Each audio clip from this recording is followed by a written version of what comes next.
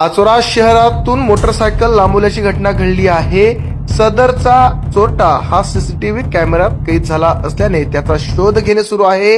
या अज्ञात चोरट्याविरुद्ध Pachora police station येथे गुन्हा दाखल करण्यात आला असल्याची माहिती आज दिनांक 23 फेब्रुवारी 2025 रोजी सकाळी 10 वाजता हाती आली आहे।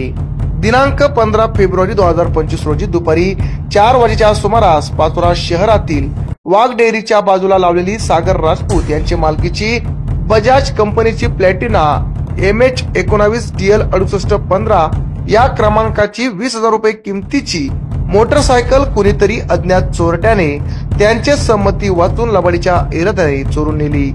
सदर चोरटा हा सीसीटीव्ही कॅमेऱ्यात कैद झाला असून पाचोरा शहरात सर्वत्र दुचाकीचा शोध घेतला असता सदरची दुचाकी अद्यापर्यंत मिळून न आल्याने सागर राजपूत यांचे खबरीवरून पाचोरा पोलीस स्टेशन येथे दिनांक 22 फेब्रुवारी रोजी अज्ञाताविरोधात गुन्हा दाखल करण्यात आला असून या घटनेचा पुढील तपास पाचोरा पोलीस स्टेशनचे पोलीस निरीक्षक पांडुरंग पवार यांचे मार्गदर्शनाखाली पोलीस दिलीप वाघमारे हे करीत आहेत।